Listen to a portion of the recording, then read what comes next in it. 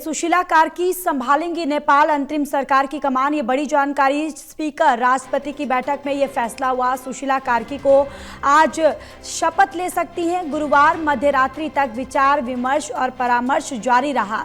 संविधान विशेषज्ञों के साथ अलग अलग राय भी ली गई है, जिसके बाद आज हो सकता है स्पीकर राष्ट्रपति की बैठक में ये फैसला लेने के बाद सुशीला कार्की नेपाल अंतरिम सरकार की कमान संभाल सकती हैं और सुशीला कार्की को आज शपथ ले सकती हैं। गुरुवार मध्यरात्रि तक विचार विमर्श और परामर्श जारी रहा, जिसके बाद संविधान विशेषज्ञों के साथ अलग अलग राय भी ली गई है।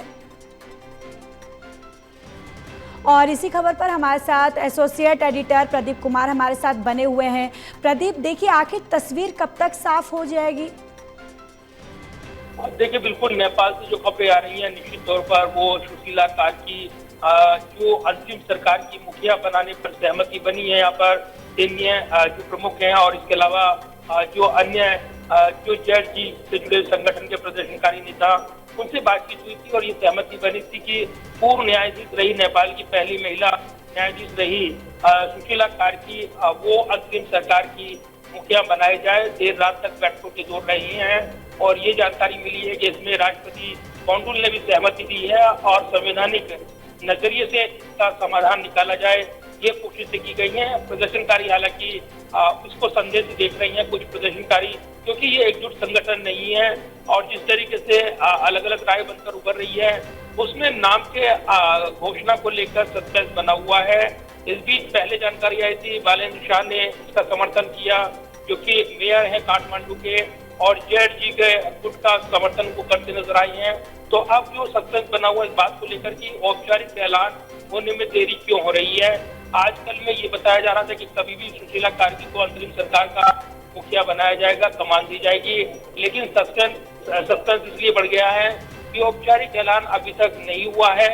इस बीच प्रदर्शन के में शामिल जो नेता हैं वो ये आरोप लगा रही हैं कि जो देरी हो रही है उसके जरिए जो यहाँ पर राजशाही की वापसी की कोशिशें की जा रही है सैन्य इस वार्ता के जरिए। तो अभी तक ये तस्वीर साफ नहीं है कि नेपाल में अंतरिम सरकार को लेकर क्या आज घोषणा होगी या ये लटकेगी, लेकिन सहमति बन गई है और मोटे तौर पर सूचित किया गया है नेताओं को। ये जानकारी मिली है राष्ट्रपति भवन की ओर से, जो इसमें वार्ता कर रही है। इसके अलावा अन्य जो प्रमुख हैं इस वार्ता में शामिल है, जो प्रदर्शनकारी संगठन जेड जी, उनके प्रदर्शनकारी नेताओं ने भी चिट्ठियां सौंपी हैं, लेकिन फिलहाल अभी तक ये औपचारिक घोषणा नहीं हुई है और इसलिए अभी सस्पेंस बना हुआ है कि कब तक ये तस्वीर साफ होगी। नेपाल में अंतरिम सरकार की मुखिया के तौर पर सुशीला कार्की का नाम सबसे प्रमुख तौर पर सामने आया है और उनके नाम का औपचारिक ऐलान कभी भी हो सकता है, इस तरह के सूत्र जानकारी दे रहे हैं। बिल्कुल प्रदीप, देखिए जिस तरीके से अब जो जेनजी हैं, जो प्रदर्शनकारी हैं, खुद उनमें भी कई दो गुट ऐसे नजर आ रहे हैं जो सुशीला कार्की के सपोर्ट में हैं, उनके समर्थन में हैं, तो वहीं दूसरा गुट जो है वो सुशीला कार्की के समर्थन में नजर नहीं आ रहा है। देखिए, जैन जी प्रदर्शनकारियों की बात करें तो अलग अलग इसमें समूह शामिल हैं और उन्होंने आंदोलन में जिस तरीके से ये सोशल प्लेटफॉर्म के खिलाफ बना आंदोलन था, जिसमें यहाँ पर बैन लगा दिया गया था और उसके बाद ये प्रदर्शनकारी सड़कों पर दिखे, अराजक माहौल दिखा और संपत्तियां जो है वो नष्ट कर दी गई। कई जो महत्वपूर्ण भवन है उनको निशाना बनाया गया और नेताओं को निशाना बनाते हुए तस्वीरें, वीडियो वो काफी वायरल हुए हैं। तो एक बार फिर से बातचीत चल रही है, ये बताया जा रहा है। जबकि अगर देखें तो कल दिन भर बातचीत चली है, रात भी बातचीत चली है, लेकिन सहमति बन गई। लेकिन अभी भी अगर ये सहमति औपचारिक तौर पर इसकी घोषणा नहीं हो रही है तो कहीं ना कहीं मौजूदा संसद को भंग करने या न करने पर ये चर्चा अटकी हुई है, जानकारी मिल रही है। यानी ये यहाँ पर प्रदर्शनकारी नेता चाहते हैं कि संसद को तत्काल भंग किया जाए, लेकिन जो राजनीतिक नेता हैं वो चाहते हैं कि संसद का अस्तित्व बना रहे, संसद को तत्काल भंग न किया जाए, अंतरिम सरकार का गठन किया जाए तो ये मुखिया बनाई जाए। लेकिन अभी तक इसको लेकर पेच फंसा हुआ है और इस पर कोई सहमति नहीं बन पाई है। और इस बीच प्रदर्शनकारी जो संगठन है जैन जी, उन्होंने ये चेतावनी दी है कि वो अपना प्रदर्शन फिर से शुरू कर सकते हैं। तो अभी तक ये तस्वीर साफ नहीं है कि इसको लेकर अब आगे की रूपरेखा क्या होगी। क्या संसद भंग करने पर सहमति बनेगी या नहीं। अभी तक बातचीत एक बार फिर से शुरू हो गई है, ये जानकारी मिल रही है।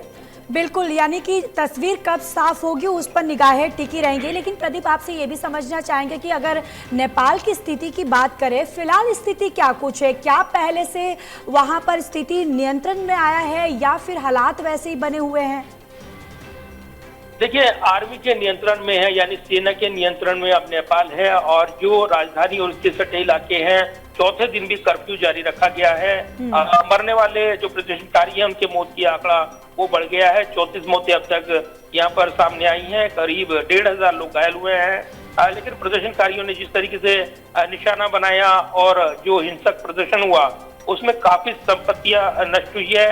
इसके अलावा कई देश और अंतर्राष्ट्रीय संगठनों ने नेपाल में जो अराजक माहौल है उस पर चिंता जताई है। भारत ने ये कहा है कि हम नेपाल की स्थिति पर करीबी नजर रख रही हैं, सभी मतभेदों का समाधान बातचीत के जरिए होना चाहिए। इसके अलावा अन्य देशों के भी बयान आए हैं। तो ये जरूर है कि पूरे दुनिया के प्रमुख देशों की नजरें नेपाल के घटनाक्रम पर बनी हुई है। इस बीच जो बातचीत चल रही है अंतिम सरकार को लेकर, उसमें बातचीत लटकी हुई है। अभी इस पर सहमति नहीं बन पा रही है कि क्या मौजूदा संसद को भंग कर दिया जाए या बनाए रखा जाए। प्रदर्शनकारी कई आरोप लगा रही हैं।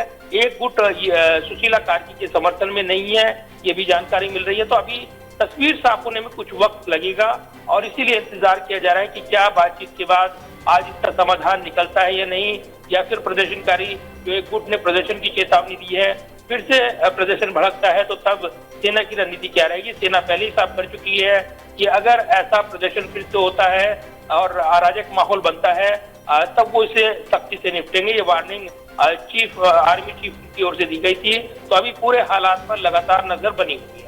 बिल्कुल, हालात पर नजर बनी हुई है और इसके साथ ही सुशीला कार्की, उन पर मुहर लगती है या तस्वीर क्या कुछ है उस पर भी सभी की निगाहें जो है वो टिकी हुई हैं। चलिए प्रदीप, आप बने रहिए, मैं लौटूंगी।